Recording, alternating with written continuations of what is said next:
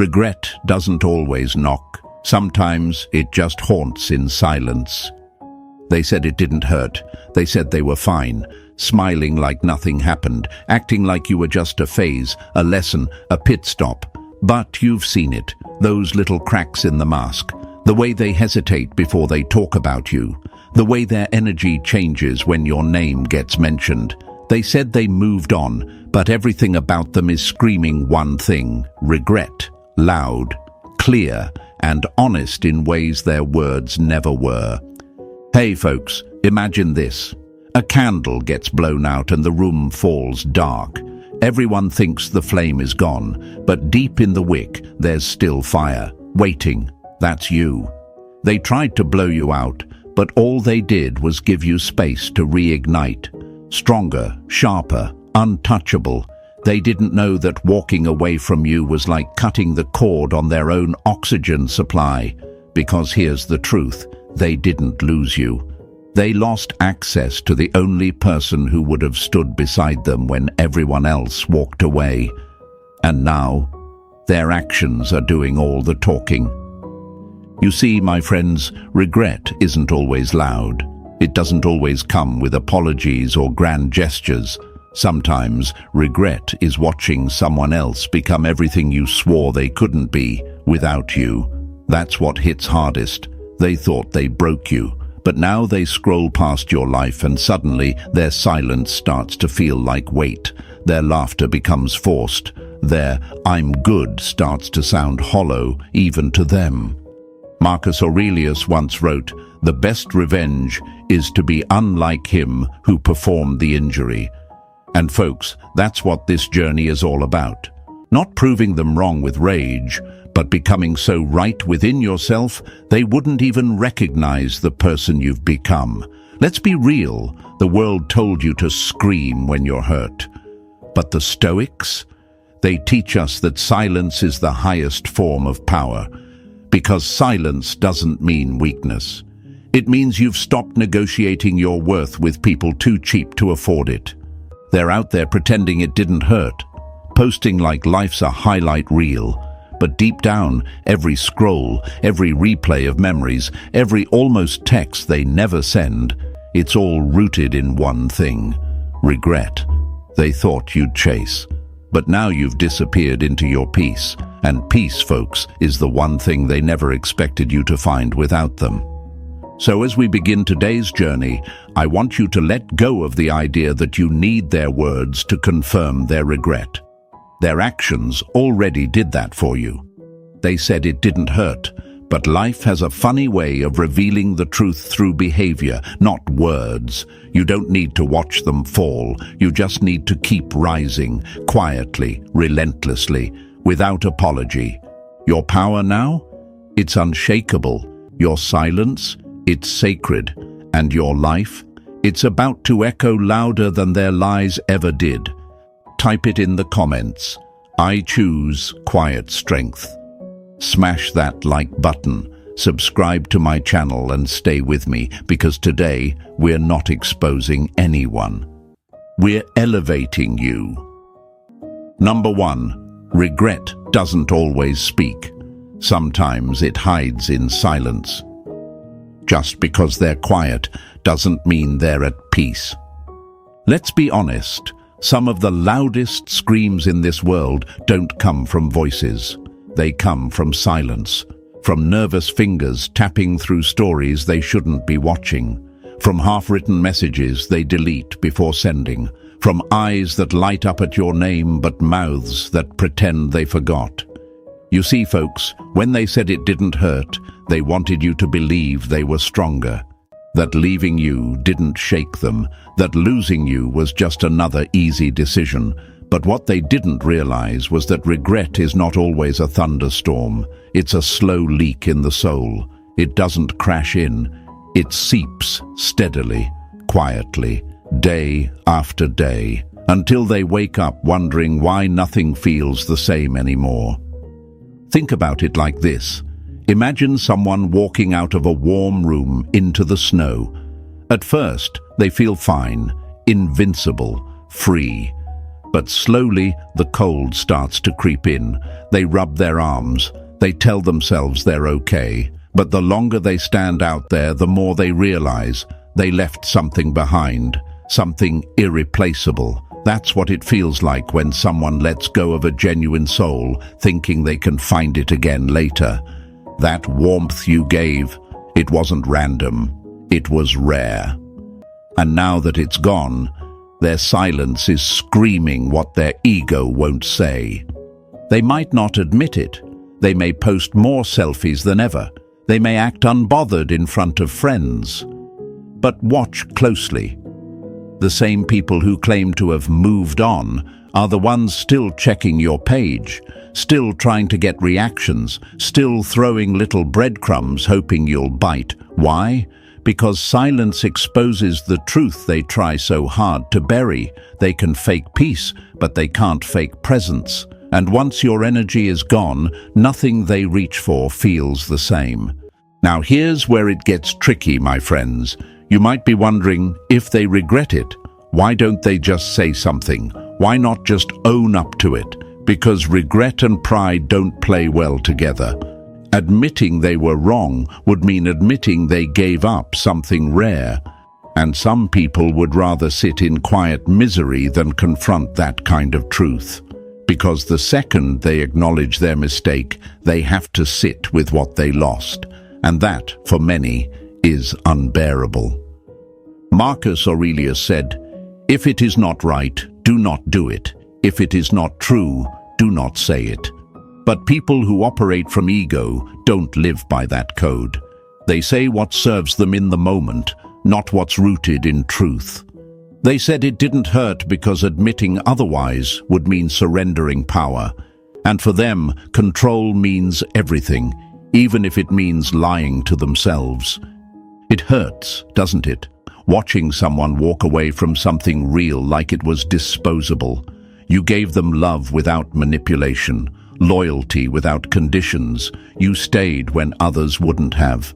And still, they turned their back, and now they're out there pretending that it didn't cost them anything. But you know better. You've started to understand that silence is not absence, it's exposure. Because you don't have to shout for the truth to be heard. You just have to watch what people do when the show is over and the audience is gone. That's when it hits them. In the quiet. In the spaces where your presence used to live. In the laughs that don't land the same. In the new people who don't connect the same. In the moments where they start to realize it wasn't just about you being in their life. It was about who they became because of you, and who they can't become without you now. And yet some of you still wonder, why do I care if they regret it? Why does part of me still wish they'd just say it? Because you're human, and humans want closure. We want validation. We want the people who hurt us to acknowledge the wound they caused. But here's the Stoic truth. You don't need their apology to heal. You don't need them to admit they messed up. Their behavior already did that. Their silence, awkward, loud, unignorable, already confessed everything you needed to hear. And the reason it's difficult to accept that is because we've been conditioned to believe that closure comes in conversations. But real closure? It comes in clarity, and sometimes clarity shows up when you least expect it, in the form of a quiet story view, a refollow, a vague text from someone who said they moved on. That's not coincidence. That's the beginning of the crumble. That's the echo of a choice they once made, coming back to haunt them. So let's get this straight. Your value was never based on their ability to see it. Their silence doesn't lower your worth. It reveals their blindness. And when they realize what they gave up, it won't be fireworks. It won't be some grand movie scene where they run back and confess everything. It'll be subtle, quiet. Regret doesn't roar, it whispers. It shows up in patterns, in pauses, in late-night memories and half-hearted replacements that never quite fill the space you once did. And that, my friends, is when you win, not by rubbing it in, not by reacting, but by rising, calmly, completely, without apology, because the loudest message you can send to someone who took you for granted is your silence matched with success, your absence paired with peace. So here's your reminder. If they said it didn't hurt, but everything about their life says otherwise, believe the actions. The soul always tells the truth, even when the mouth doesn't. And your job now is not to wait for their confession. It's to keep becoming someone they can never reach again. Number 2, why they downplay the pain publicly. People don't lie to you because of who you are. They lie to protect who they pretend to be. They'll laugh louder, post more, act like they're thriving. Throw out those cliché lines. It is what it is, I'm good, or the all-time favorite. It didn't even affect me. But let's be honest, most people don't wear pain like a wound. They wear it like a disguise, carefully stitched, tightly zipped. Why? Because the moment they admit it hurt is the moment their entire ego scaffolding starts to collapse. When they lost you, they didn't just lose a person. They lost the mirror that made them feel safe, special, worthy, without having to earn it. And now, they've got a point to prove, not to you, but to everyone watching. Because God forbid someone thinks they were the one who messed it up. That's why they try so hard to perform peace, to showcase strength they don't feel. Because in their world, appearances are everything, and accountability is a threat. My friends, understand this. When someone downplays their pain, they're not doing it because it didn't hurt. They're doing it because the truth is too big to face. Admitting they lost someone good, that means confronting everything they ignored when they had you. The moments they dismissed your care, the loyalty they didn't return, the chances they burned through, and you think they're just going to say, "Yeah, I messed up." Not when their identity was built on the belief that they're the one in control. Here's a metaphor for you. Imagine a sinking ship, but instead of fixing the hole, the captain just paints the deck. That's them. They'll decorate the wreckage before they ever admit it's going under, and from a distance, it might even look convincing. But step closer, and the damage is obvious. You feel it in their eyes, in their overdone confidence, in the constant need to post, perform, pretend. They'll say it didn't hurt, but their life becomes louder. Not fuller, just louder. Because noise is a great distraction from emptiness. And the more they try to convince the world they're okay, the more they're really trying to convince themselves. The psychology is simple. If I can look unbothered, maybe the regret will stay hidden. But regret is a parasite. It feeds on silence. It gnaws at the inside until all that's left is a hollow smile and shaky pride. You ever wonder why they moved on so fast? Why the new person shows up like a copy and paste version of you? It's not because they healed. It's because they panicked. When someone loses what they didn't think they'd lose, they don't always go inward. They go into hiding, behind distraction, behind denial, behind someone new. But no matter how hard they try, the echo of what they lost always finds them. Epictetus said, "It is impossible for a man to learn what he thinks he already knows." That's why they pretend, that's why they avoid, because the moment they admit the pain is the moment they must admit they had something worth holding on to, and they let it go. And so they perform, they overcompensate, they create this illusion of peace when really they're dodging shadows. Their greatest fear isn't your absence, it's that your absence makes sense, that maybe, just maybe, they were the reason for the silence. And here's where it gets empowering for you. You don't need to call them out. You don't need to post cryptic quotes. You don't need to play detective or drop hints. You just watch, quietly. Because true emotional intelligence is knowing what someone feels without them having to say a word. And right now, their actions are writing a story their ego won't narrate. But you know, you've seen it before. The forced joy, the sudden glow-ups, the fake gratitude. It's not growth, It's guilt in a costume. It's not your job to peel the mask off. It's not your job to make them admit it. That's their work, your work. It's to keep your peace sacred, to not mistake their denial for healing, to not confuse their loudness with strength. Some of the strongest people are the quietest ones in the room, not because they have nothing to say, but because they've already heard the lies and chose to outgrow them. Let's break one more lie here. They didn't move on, they moved around. Moving on is growth. Moving around is panic. And while they're spinning in that circle, trying to outrun regret, you're rising in a straight line, slow, steady, untouchable. That's the part they didn't expect. That your silence would grow roots, that your detachment wasn't bitterness, it was wisdom. So when they smile like they're fine, let them. When they act unbothered, let them.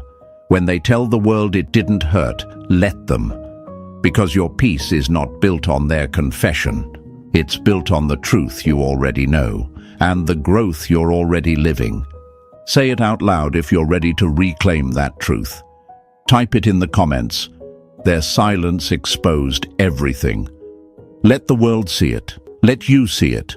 Because what's coming next, it's going to cut deeper into the rebound, the running, the pretending, and why none of it saves them from what they lost. Stay with me, we're just getting started. Number 3, their obsession with moving on. Fast isn't healing, it's hiding. Healing isn't a sprint, and running fast doesn't mean they're running forward. You've seen it before. The moment they leave, they start posting more. New friends, new energy. Suddenly, they're at the gym, at the club, at peace. At least that's the show they're selling. But if you watch closely, closer than the filters and the captions, what you'll really see is panic wearing a smile. Because moving on fast doesn't always mean healing. Sometimes it means they're terrified of sitting still. Because if they sit still long enough, the truth will catch up. The truth that you weren't the one they needed to replace. You were the one they needed to reflect on. But reflection takes courage. It takes stillness. It takes accountability. And let's be honest, folks, most people would rather rush into a distraction than slow down and face the wreckage they created. It's not growth, it's avoidance. Like putting a band-aid on a bullet wound and telling the world you're fine. They rush into someone new not because they're ready, but because they're afraid. Afraid of the void you left behind. Afraid of their own silence. Afraid of realizing that the reason they feel empty isn't because you're gone. It's because they never knew how to fill themselves without someone else doing the work for them. Imagine this. A house catches fire, and instead of stopping to rebuild, they just move into the next place that's still standing. That's what they do when they rush to move on. They carry the same flames with them, the same broken wiring, the same pain, and eventually that new place, it burns too, because they never actually healed. They just relocated the damage. And maybe you're sitting there wondering, why does it feel like they're happy? Why does it seem like they're glowing while I'm still picking up pieces? Because you're actually doing the work. You're rebuilding from the inside out. Quietly, painfully, honestly. And that kind of healing, it doesn't look shiny. It doesn't look good on social media, but it lasts. It transforms. It doesn't need a new body or a rebound relationship to be validated. Marcus Aurelius wrote, "The soul becomes dyed with the color of its thoughts." And right now, they're trying to repaint their life with colors that look calm, confident, clean. But beneath that surface, chaos. Emotional dust they never swept out, regret trapped behind forced positivity. They thought moving on fast would erase what they did. But speed doesn't delete the truth. It only delays the breakdown. You see, when someone moves on fast, they're often trying to prove something. Not to you, but to themselves. I'm okay. I'm better without them. I don't need anyone. But the louder that voice gets, the more it reveals how deeply they're trying to drown the echo of regret. They aren't showing you they've healed. They're trying to convince themselves they didn't mess up. And that's the saddest part. Because no matter how many smiles they post, they can't unfeel what they felt with you. You weren't just a person. You were an experience, a frequency, a reflection, and you can't replace a frequency with just a face. They try, though. They try hard. They jump from one connection to the next, hoping someone will make them feel the way you did, safe, seen, centered. But every new connection just reminds them of the one they destroyed. And that's the loop. That's the quiet punishment. They keep running, but end up exactly where they started. More confused, more numb, more haunted. This isn't about hating them. It's about understanding them without letting their chaos interrupt your clarity. It's about seeing through the performance without buying a ticket to the show.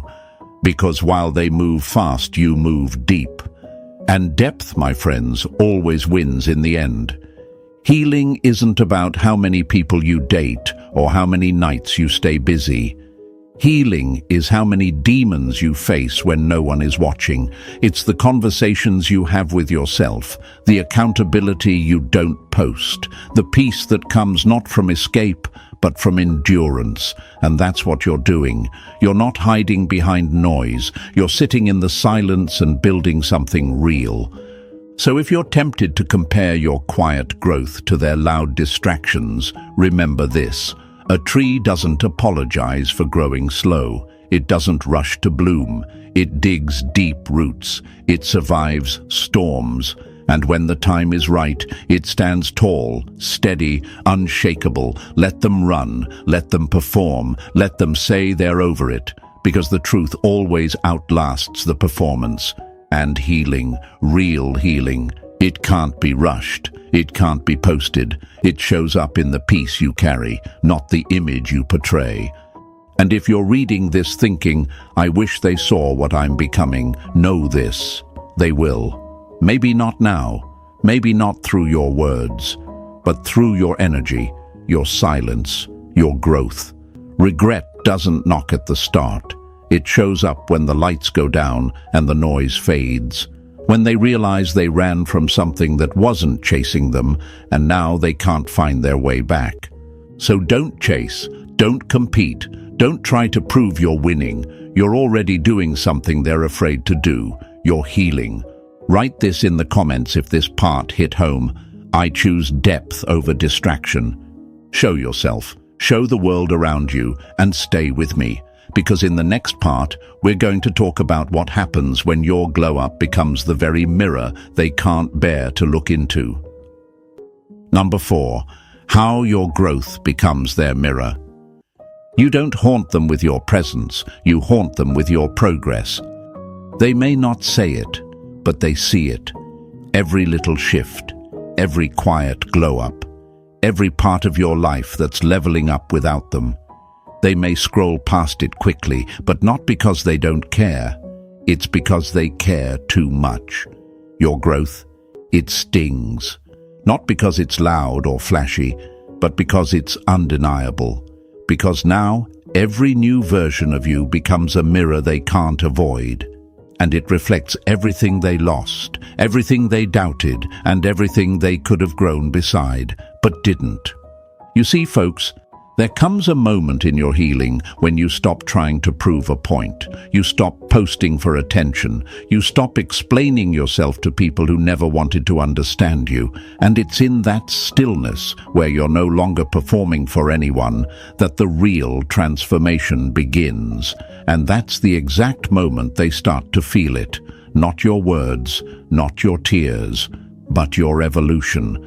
Imagine someone who once had the keys to a castle, but they thought it was just a cottage. They left, said it wasn't enough, believed there was something better waiting. But now they watch as that same place becomes a fortress, elegant, guarded, untouchable.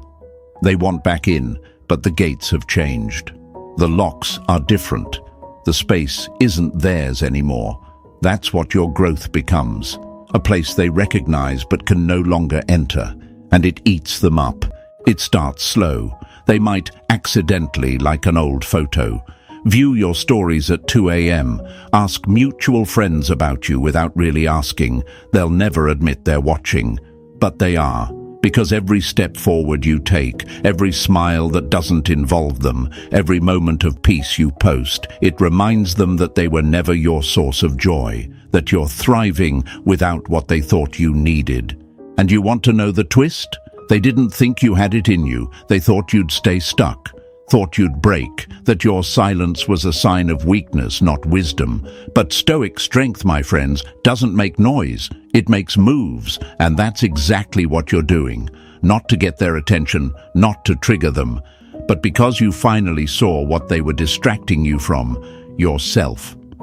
The Roman philosopher Seneca once said, "It is not that we have a short time to live, but that we waste much of it."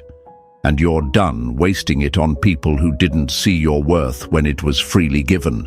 Now they're witnessing what it looks like when you pour that energy into yourself instead. And nothing exposes regret like seeing the person you underestimated become the version of themselves you secretly feared they'd one day discover. But let's be clear, your growth isn't revenge. It's a return. A return to the person you were always meant to be before they blurred your vision, before you lowered your standards, before you twisted yourself into someone digestible just so they wouldn't choke on your brilliance. Now you shine without shrinking, and that shine, it's not loud, it's not arrogant, it's just real. And that kind of authenticity is blinding to those who are still hiding behind masks. They'll pretend it doesn't bother them. They'll act like your wins don't touch them. But what they say and what they feel are two very different things. You've become the proof of everything they denied. And not because you rubbed it in, but because they can't look away. That's the thing about growth. It doesn't need to chase recognition. It pulls it, quietly, powerfully, inevitably.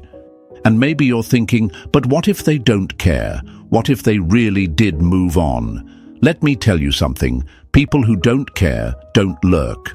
They don't send mixed signals. They don't mimic your energy to get your attention. People who are truly healed don't look back. But if they're watching you, even from afar, that's not peace. That's curiosity, mixed with regret.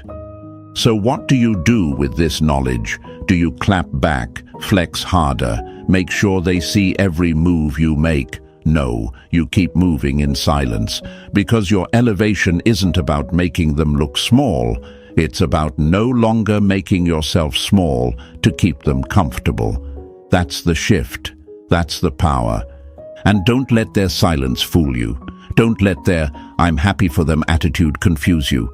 Real regret isn't always explosive. Sometimes it's the look in their eyes when your name comes up. Sometimes it's the awkward pause when they hear your success. Sometimes it's the quiet delete of an unsent message they typed at 3 a.m. That's what it looks like when your growth becomes their mirror, a mirror that reflects the truth they've been trying to avoid. You didn't need them to become the person they swore you couldn't be. If this section hit something in your heart, type it in the comments right now. I became their mirror. Let them see it. Let you see it. Because what's coming next? We're not just talking about reflection anymore. We're diving into what happens when their guilt starts reaching out, wrapped in fake apologies and subtle attempts to reopen the door they once slammed shut. Stay with me. Number 5. The subtle ways. They try to reconnect without saying sorry. When someone regrets losing you but can't humble themselves to admit it, they don't apologize. They test your silence. It starts with something small, a random story view, a playlist they know you'd notice, a comment on a mutual friend's post, a song that played during your hardest moment showing up on their story. No context, no explanation, just breadcrumbs, little signals thrown into the wind, hoping you'll catch one and reach out. This isn't by accident, my friends. This is calculated confusion. It's not closure. It's curiosity, wrapped in ego. You see, people who regret hurting you but aren't strong enough to take accountability don't reach for healing. They reach for control. They don't say, "I miss you and I'm sorry." Instead, they say, "Hey, just checking in," like they forgot the weight of what they did. Like silence hasn't been holding everything together in your world. Like they didn't watch you crumble and vanish and rebuild, all while pretending they didn't see the damage. They don't want to open their wounds. They want to see if yours are still bleeding. Because if you respond, they'll know they still matter. If you reply, they'll feel validated, that they still have access, that they're still on your mind, that they still hold a thread of power over the soul they once tried to tangle. But you've changed, haven't you? You've grown past needing chaos to feel seen, past needing confusion to feel connection. Epictetus said, "If someone succeeds in provoking you, realize that your mind is complicit in the provocation." And that's what they're testing, not your love, your mind, your discipline, your resolve. Because reaching out with half-baked texts and accidental likes is not connection, it's bait. They want to see if the version of you they once manipulated still lives in your body. But the truth is, that version no longer exists. You buried them the moment you realized silence wasn't empty, it was freedom. And still, you feel it. That temptation, that rush of heart when their name pops up, that voice in your head whispering, maybe they've changed, maybe they finally get it. But remember this, growth doesn't knock twice with the same face wearing a different mask. And regret. Regret isn't always about love. Sometimes it's about convenience, about comfort, about nostalgia without accountability. They remember the version of you that gave without asking, that forgave without boundaries, that stayed while bleeding. But what they forget is that pain is the greatest architect of evolution. It reshaped you. It rewired your entire nervous system. So now, a simple hey doesn't reach you the way it used to. A late-night text no longer opens a door. It confirms you closed the right one. And the sad part, they don't even realize what they're doing, because most people don't know how to hold their guilt, so they throw it into your inbox. They don't come to apologize, they come to feel better. And that's the part you must guard. Your peace, your energy, your dignity. Because every time you let someone back in who hasn't earned your growth, you invite the same wound into a different chapter. There's no wisdom in reopening the door just because they're knocking softer. They still haven't said what needs to be said. And you're not looking for an apology because you're desperate. You're looking for it because you know you deserved better. But Stoic mastery doesn't beg for accountability. It becomes the closure it never received. You don't wait for them to say the right words. You live in a way that makes those words irrelevant. Their "I was thinking about you" is not love. It's a probe. Their "I hope you're okay" isn't compassion. It's an echo of a guilt they can't outrun. And every subtle move they make is not a door. They're testing the window, hoping it's still cracked. Don't leave it open. Don't mistake crumbs for a meal. You've been starving for truth long enough. Don't feed yourself the same illusion twice. This is where your silence becomes sacred, not as punishment, but as proof. Proof that you've evolved, that you've grown into someone who no longer accepts diluted affection or recycled regret, that you've become someone who doesn't just survive heartbreak, but outgrows the entire pattern. They had their chance to speak clearly, to apologize loudly, to return with truth. They didn't. So don't let their whisper convince you to step backward. The kind of peace you're building now, it's fragile, precious. It doesn't need confusion tiptoeing through the cracks. If their regret is real, it will speak, boldly, cleanly, with action, not performance. Until then, let them sit in their silence. Let them watch you rise. Let your boundaries say what your lips no longer need to. If this part resonated with you, if you've seen those breadcrumb moments and stayed strong, type this in the comments. I don't respond to confusion. Because you don't, not anymore. You respond to clarity, to healing, to truth. And if they can't bring that, they don't get access. Stay with me, because in the next part, we'll pull back the curtain on the psychology behind why they can't admit they messed up, and why that admission terrifies them more than losing you ever did. Number 6, the psychology of regret, why they can't admit it. People don't fear being wrong, they fear being seen. You've probably asked yourself this more than once. Why won't they just say it? Why won't they admit they hurt me? The regret is obvious. The signs are everywhere, but the words, they never come. And not because they don't know what they did. They know. Deep down, they always knew. But admitting it would mean stepping down from the pedestal they built for themselves, a pedestal made of pride, ego, and self-preservation. The truth is, some people aren't wired to handle the weight of accountability. It's too heavy for a heart built on denial. So instead of saying, I'm sorry, they deflect. Instead of saying, I was wrong, they rewrite history. Instead of showing remorse, they create distraction. They can't apologize, because to do that, they'd have to admit they weren't the hero in your story. They were the damage.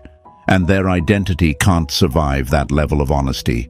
You see, folks, regret isn't just an emotion, it's a confrontation. It's looking in the mirror and seeing the version of yourself you pretend doesn't exist. And that's terrifying. Most people spend their whole lives building up a version of themselves they can stomach. One that's always justified, always right, always the victim when things fall apart. So when they hurt someone real, someone genuine, loyal, kind, they don't process the guilt. They bury it. They bury it under, you were too sensitive. Under, I needed to do what was best for me. Under, we just weren't aligned. But let's be honest, these aren't reasons, they're rehearsals. Ways to soften the blow, not for you, but for themselves.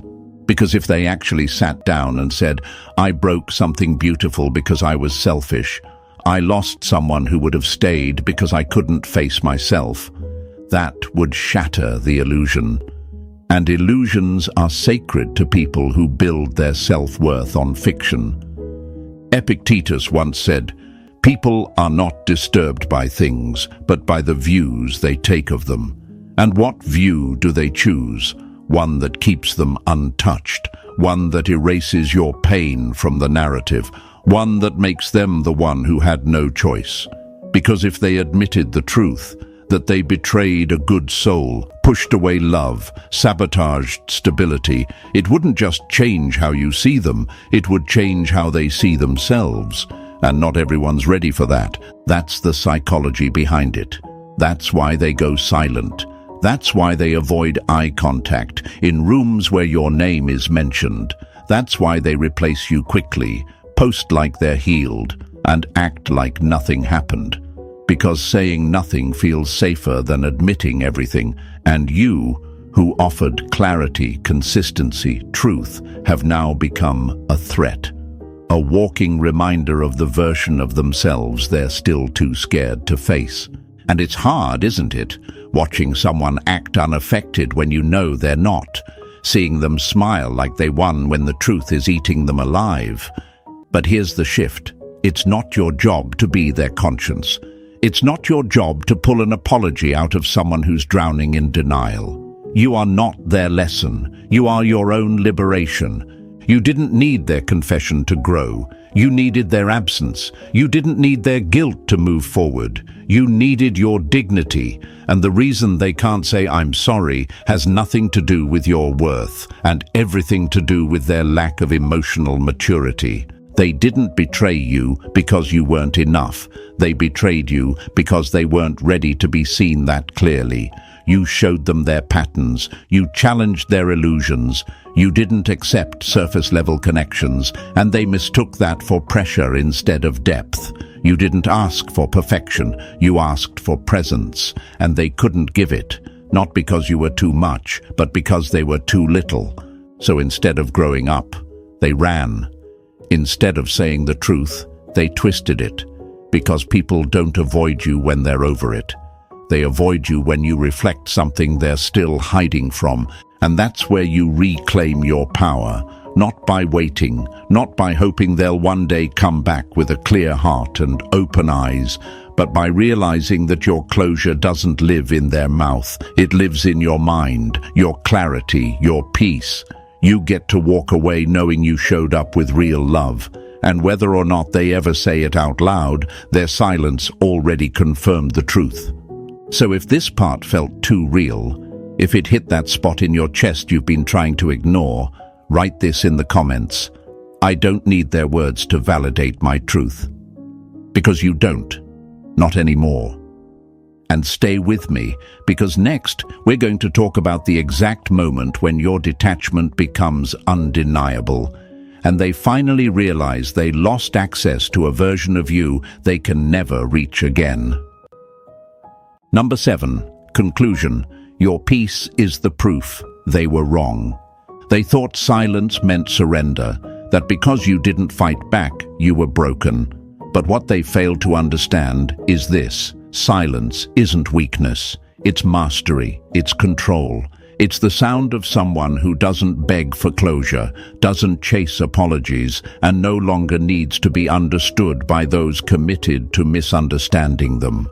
While they ran from their guilt, you walked into your greatness, quietly, consistently, unapologetically. Your peace? That's the justice. Your calm presence? That's the confession they'll never voice. And your evolution? That's the sentence they serve, watching the person they lost become someone they'll never know again.